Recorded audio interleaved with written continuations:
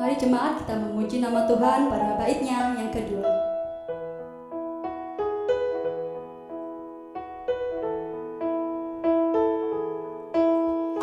Janganlah ragu, Tuhanmu mengajak aku dan kau.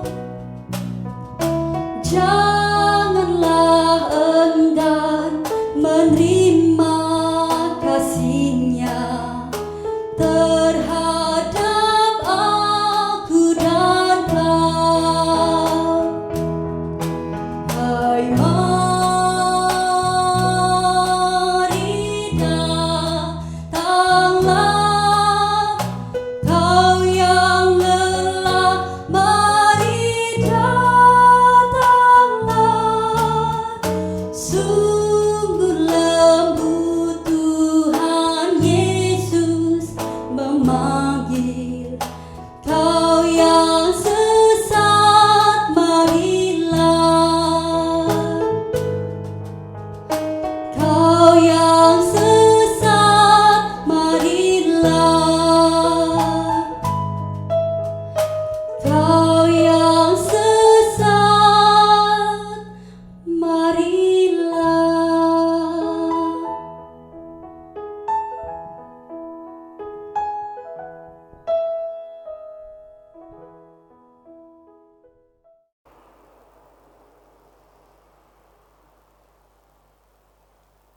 Shalom Bapak Ibu dan Saudara yang dikasihi dalam nama Tuhan Yesus Kristus. Hari ini kita masuk ke dalam persekutuan doa penutupan masa Pentakosta, di mana tema Roh Kudus membuat hidup penuh makna, yang nantinya kita akan belajar bersama-sama langsung dengan Bapak Pendeta Gunawan yang di dalam Alkitab terambil dari Kisah Para Rasul 7 ayat 55 sampai ke 60. Dan sekarang saya sudah bersama dengan Bapak Pendeta Gunawan. Shalom Bapak Pendeta. Shalom Mbak Ime. Apa kabar pagi hari ini? Luar biasa baik. Luar biasa baik. Oke Bapak, senang sekali nih rasanya ya, akhirnya bisa langsung ini ketemu dengan Pak Pendeta. Biasanya tuh saya melihat secara online ya di sini. Bisa langsung ketemu Pak Pendeta ya, kita bercakap-cakap di tema hari ini, yaitu mengenai Roh Kudus membuat hidup penuh makna. Tapi Pak Pendeta, sebelumnya saya mohon untuk doa pembukaan sebelum kita masuk ke dalam persekutuan doa masa penutupan Pentakosta. Baik. Mari Bapak Ibu dan Saudara, sebelum kita bersama-sama mengadakan talk show persekutuan doa ini, saya akan mengajak kita berdoa terlebih dahulu. Saya akan hantarkan untuk kita. Kami datang kepadamu Tuhan mengucapkan segala syukur dan terima kasih atas berkat Tuhan yang terus kami rasakan di sepanjang hidup yang kami jalani. Sampai hari ini kami pun terus Tuhan pelihara, terlebih di dalam rangkaian penghayatan akan iman kami untuk memperingati masa-masa Pentakosta, masa di mana pencurahan Roh Kudus terjadi dalam hidup umat percaya. Kiranya Tuhan berkati secara khusus di dalam acara ini melalui talk show persekutuan doa Pentakosta yang hari ini kami lakukan untuk penutupannya. Tuhan berkati semuanya sehingga acara ini boleh berjalan dengan baik dari awal sampai akhirnya. Curahi kami dengan hikmat Tuhan dan karya Roh Tuhan juga terjadi dalam hidup kami. Sehingga melalui kegiatan ini kami dimampukan untuk semakin kokoh di dalam kehidupan iman kami. Di dalam Kristus Yesus kami berdoa dan mengucapkan segala syukur. Amin. Amin. Terima kasih Pak Pendeta. Dan kita akan bersama-sama ya untuk membuka Alkitab kita untuk Anda yang ada di rumah maupun di mana saja yang sedang mengikuti persekutuan doa penutupan masa Pentakosta kali ini. Kita akan buka di dalam Kisah Para Rasul 7 ayat 55 sampai dengan yang ke-60.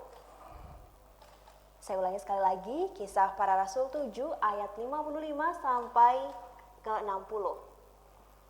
Saya akan membacakannya.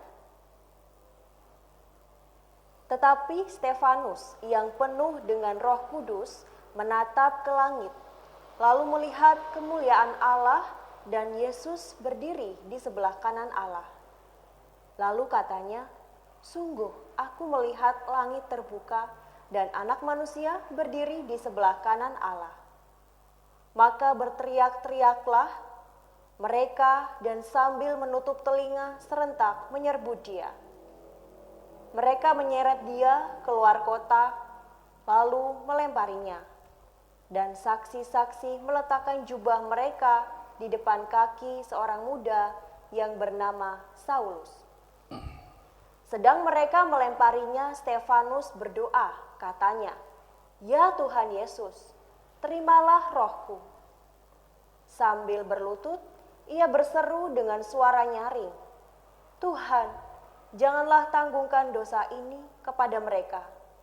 Dan dengan perkataan itu, meninggallah ia.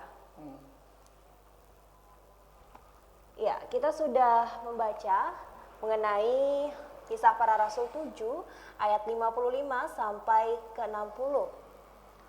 Dan tema di hari ini tadi yaitu Roh Kudus membuat hidup penuh makna. Kita akan belajar bersama-sama agar kita mengerti apa yang Tuhan katakan untuk kita mengenai Roh Kudus membuat hidup penuh makna, dan kita langsung akan bertanya-tanya kepada Pak Pendeta Gunawan. Jadi dari ayat nats yang kita baca nih Pak Gunawan, untuk apa sih sebenarnya hidup itu gitu? Oke. Mbak Ime, kalau pertanyaan ini kita gumuli bersama, kira-kira Mbak Ime hidup atau tidak ini? Hidup. Bergerak, bernafas. Hidup ya? Hidup. Hidup ya? Hidup. Jadi ukuran hidup itu punya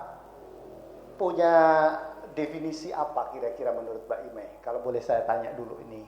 Definisi hidup itu adalah bertumbuh dan berkembang. Oke ya, bertumbuh, dia berkembang, bernafas gitu ya. Jadi kalau kemudian ini dipahami secara umum gitu ya. Ini kan tidak hanya terjadi dalam diri manusia, tetapi juga melalui binatang, Betul. tumbuh-tumbuhan, Betul. gitu ya. Nah, mereka hidup gitu. Jadi ciri hidup berarti bertumbuh, dia berkembang gitu ya. Bertumbuh ke atas, berkembang melebar. Oke. Nah, itu ciri hidup secara fisiologis menurut saya ya. Walaupun memang ada ciri hidupnya itu dalam konteks imaniyah gitu Mbak Ime.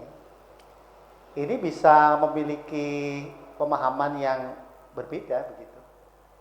Jadi hidup dalam konteks imaniyah atau alkitabiah ini kan ketika dia memiliki keterhubungan dengan Tuhan. Relasinya tidak pernah terputus dengan Tuhan, ini hidup. Oke. Kan gitu. Karena ada orang yang sebenarnya secara fisik dia hidup tetapi imannya mati. Oke. Makanya saya tadi tanya Mbak Ime hidup apa enggak dia? Hidup. Ya kan? Kelihatannya orang bisa tertawa begitu. Baik. Dia bisa sehat begitu. Itu fisiknya aja yang hidup. Tetapi imannya mati. Kenapa? Karena dia tidak memiliki keterhubungan dengan Tuhan. Jadi itu ciri hidup menurut saya. Oke, baik. Jadi hidup yang sebenarnya itu tidak hanya secara fisik saja ya Pak Pendeta ya, tetapi Sebagai iman Kristen iman kita harus hidup. harusnya begitu. Oke. Idealnya.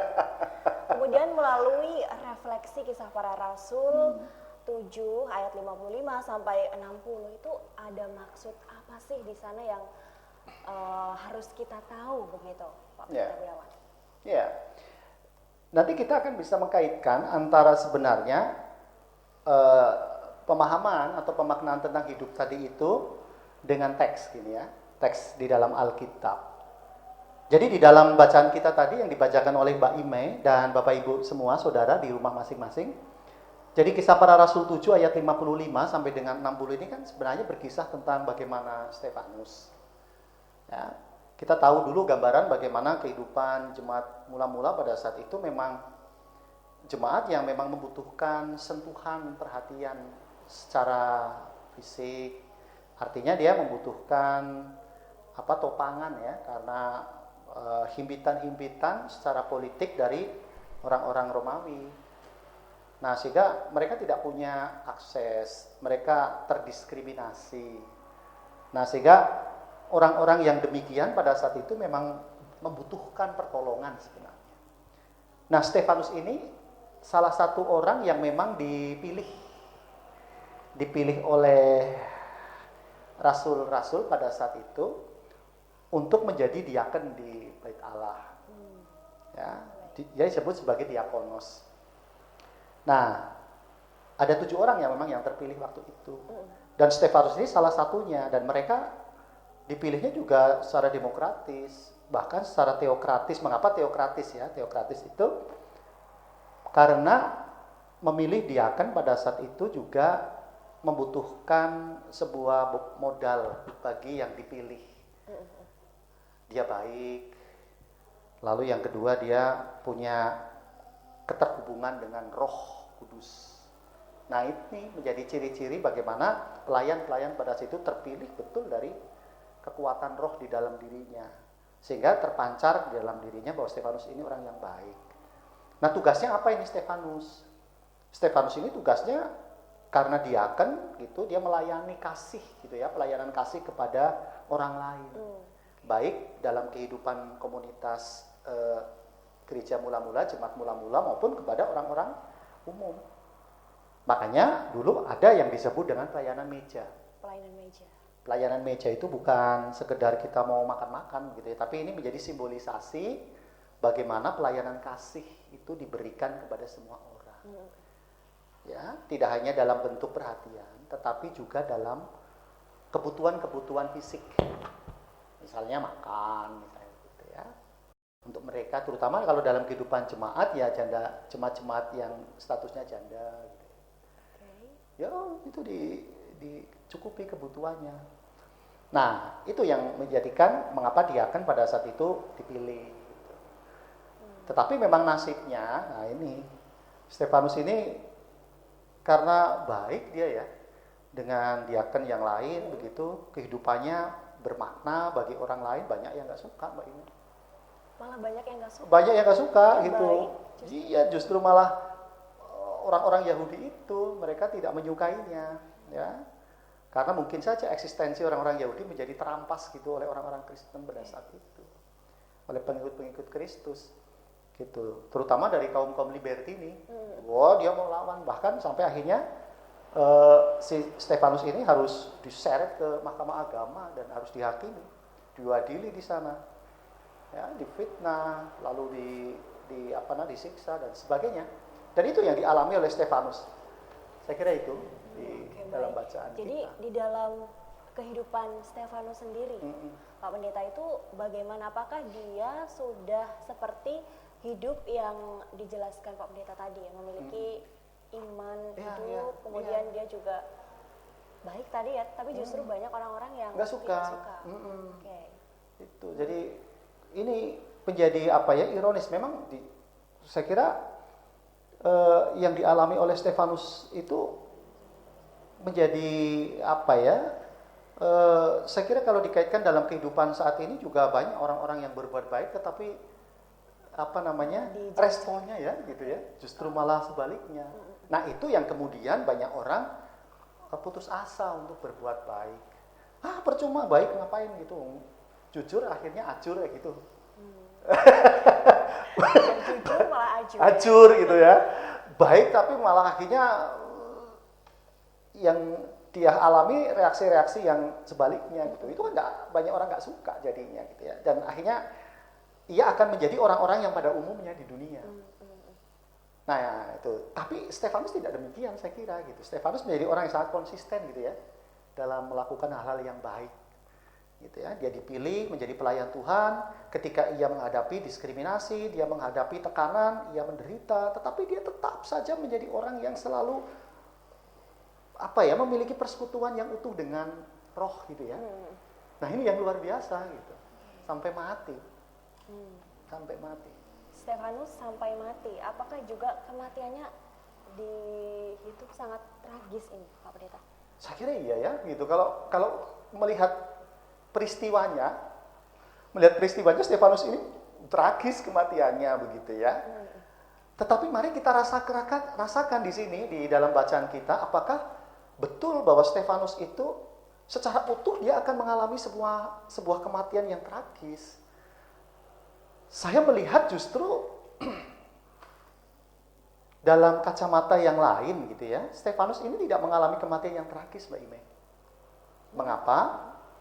Betul dia mati gitu ya. Mati di tengah-tengah dia mengabarkan Injil Kristus. Ya. Bagi orang yang pada umumnya gitu ya, di dunia kan konyol gitu ya. Kok mau-maunya sih orang seperti itu? Akhirnya harus mati ya, sia-sia gitu. Tetapi tentunya dalam karya-karya roh Allah di dalam diri Stefanus, dia bukan orang yang mati tragis. Bagaimana kematiannya ini? Dia sedang mengkabarkan Injil Kristus. Dia sedang diberi tugas pelayanan oleh Tuhan. Ya. Jadi orang yang kemudian harus mengalami penderitaan seperti ini, apakah dia mati tragis atau kira-kira mati hidup yang penuh makna itu tadi? Ya.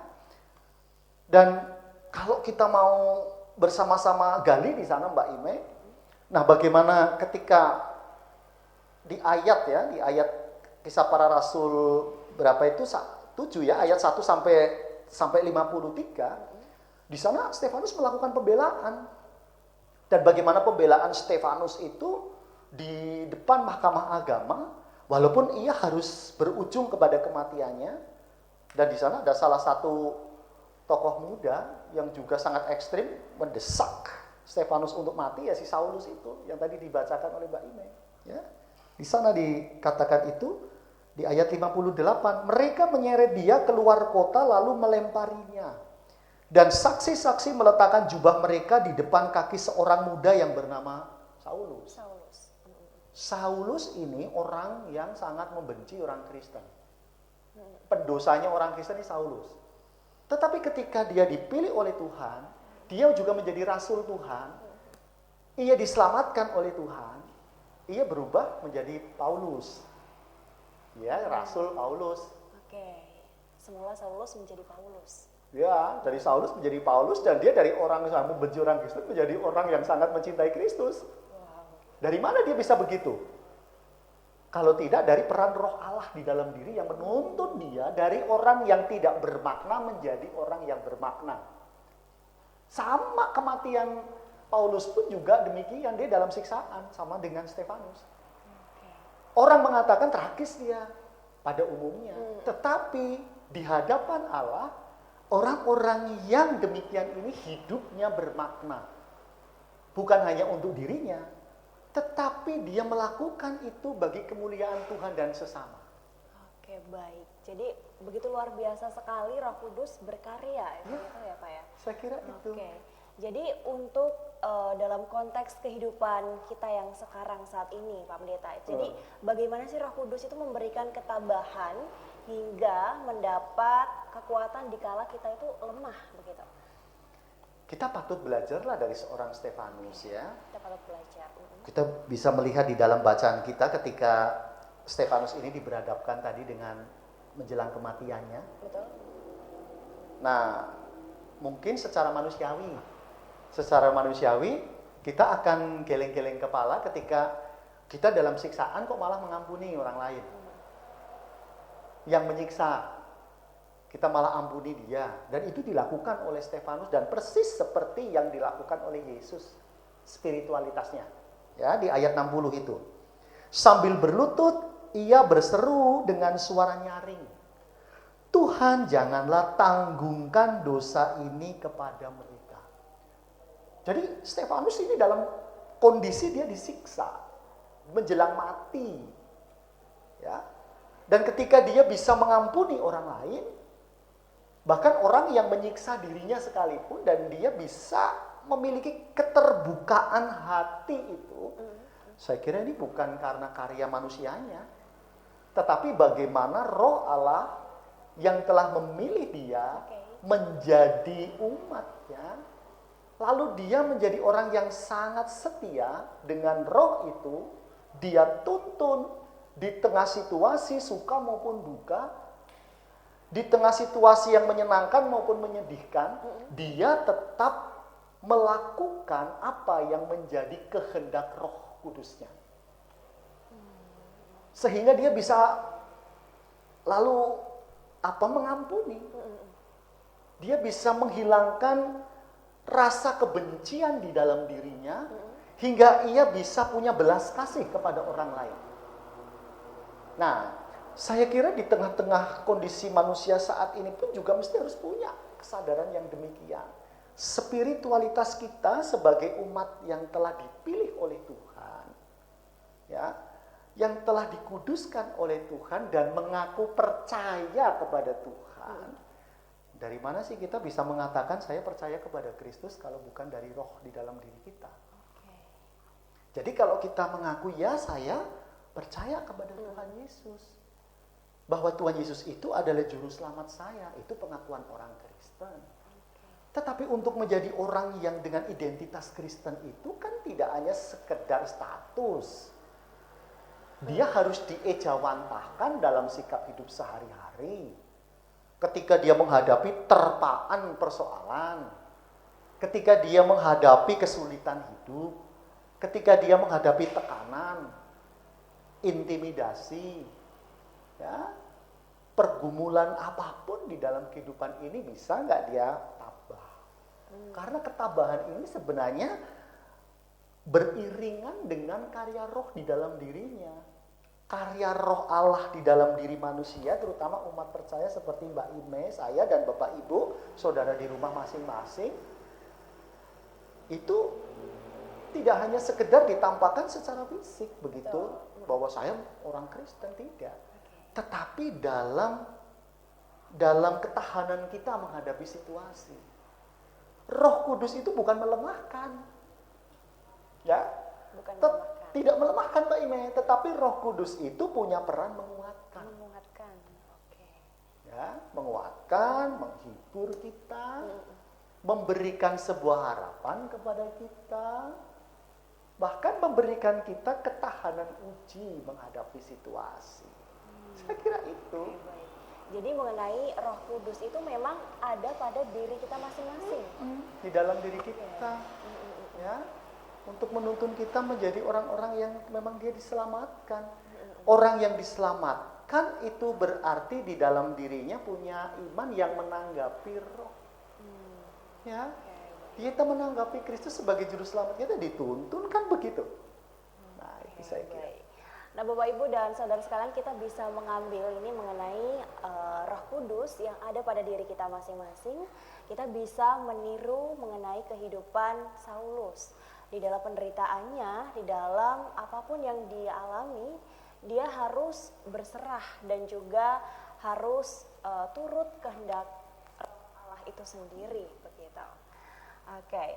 Kemudian bagaimana Roh Kudus itu dialami dan dirasakan kita sebagai umat percaya, Bapak, sehingga hidup kita itu menjadi bermakna akan kehadiran Roh Kudus, terutama di tengah pandemi corona ya. Iya, memang ini menjadi keprihatinan bukan hanya bagi kita, ya, jemaat Tuhan, terutama di GKJ Taman Asri, tapi keprihatinan kita sebagai umat manusia, ya, keprihatinan kita sebagai bangsa, keprihatinan kita sebagai bagian dari dunia ciptaan Allah, karena semua mengalami itu.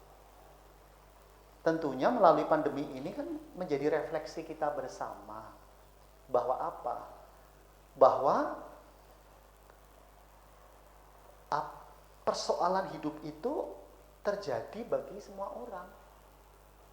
Pandemi COVID-19 itu tidak hanya menyasar kepada orang-orang, ya, dia milih itu. Wah, ini orang Kristen, tidak begitu kan, nggak ada begitu. Iya. Ya, pandemi itu ya tidak peduli gitu ya. Pandemi COVID ini ya menyerang siapapun. Ini menjadi refleksi kita bahwa diri kita itu tidak bisa lepas dari persoalan-persoalan seperti itu. Kan begitu, persoalan pandemi dan sebagainya. Oleh karena itu, tugas kita adalah selalu mawas diri. Mawas diri agar kita, oh iya ya, kita pun juga sama dengan yang lain. Yang membedakan apa dengan yang lain? Bagaimana peran roh ini memberikan ketabahan tadi. Ya, memberikan kesabaran bagi kita, memberikan kekuatan kepada kita, sehingga ketika banyak orang lain yang cemas, banyak orang lain yang kemudian cepat putus asa, banyak orang lain yang menderita karena tekanan batin, banyak yang di PHK misalnya begitu, tetapi kita bisa punya kesabaran, ketabahan. Nah, itu yang membedakan. Ya, jadi kok beda ya orang itu? Ya, ini karena peran Roh Kudus di dalam diri kita. Nah, saya kira itu. Terutama yang sekarang kita hadapi di era new normal ini, Mbak Ima. Betul. Kita harus siap mental. Harus siap semuanya. New normal ini, bagaimanapun ada perubahan besar di dalam kehidupan kita. Kita besok mungkin saja budaya kita dengan bersalaman sudah tidak secara langsung. Yang biasanya kita tidak pernah pakai masker, cipika-cipiki, sekarang harus pikir-pikir dulu. Ya kan gitu. Ibadah kita harus berjarak begitu. Iya, betul. Wah, berjarak, ibadah nanti pakai masker. Ya.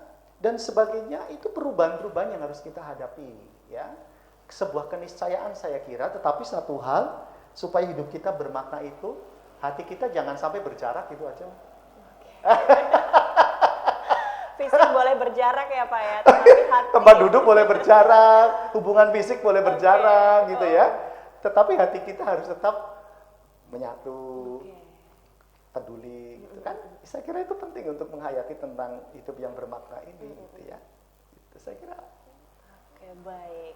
Terima kasih Pak Pendeta, luar biasa sekali kita dapat mengambil pelajaran ya pemirsa dan Bapak Ibu yang ada di rumah serta saudara sekalian, kita bisa belajar dari Saulus yang kita bisa contoh di dalam kehidupan kita sehari-hari. Apapun itu masalah kita, apapun penderitaan kita pasti bisa melewati itu semua karena Roh Allah itu memimpin kita, Roh Allah itu menyertai kita. Dan kiranya Tuhan Yesus memberkati Bapak Ibu dan saudara sekalian. Pak Pendeta, kita tutup terlebih dahulu. Oke. Di dalam doa ya. Oke. Okay. Bapak Ibu dan Saudara, kita akan tutup di dalam doa untuk talkshow saat ini. Mari kita berdoa. Terima kasih Tuhan atas kebaikan-Mu, Engkau mencurahkan segala roh-Mu di dalam hidup kami. Sehingga kami menjadi orang yang terus setia kepada Tuhan. Orang yang tangguh menghadapi setiap rintangan. Orang yang tabah dan sabar di dalam menghadapi situasi yang tentunya di masa pandemi COVID-19 ini menjadi sebuah kekhawatiran bagi banyak orang. Tetapi kami terus belajar menjadi seorang Stefanus yang di tengah-tengah himpitan persoalan itu ia tetap tabah dan setia kepada Tuhan. Dan tentunya ini menjadi catatan penting bagi kami untuk kami refleksikan agar di tengah situasi apapun yang saat ini kami hadapi, kami belajar menjadi Stefanus masa kini. Stefanus yang teguh di dalam menghadapi tantangan dan rintangan.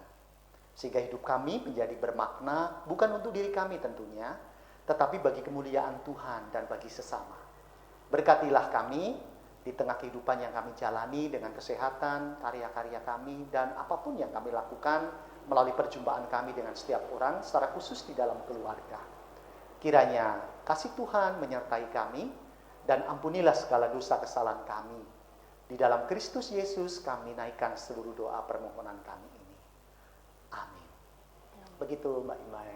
Tuhan berkati, terima kasih banyak. Terima kasih Pak Pendeta. Dan Luar juga biasa. sampai di sini ibadah persekutuan doa penutupan masa Pentakosta Bapak Ibu, Saudara dan yang dikasihi dalam nama Tuhan Yesus, kiranya Tuhan Yesus memberkati. Salam sehat dulu Mbak Ime. Salam sehat ya Pak untuk ya. kita. Semangat menuju new normal ya New Pak ya. normal, Oke. Tuhan berkati Bapak Ibu semua. Amin.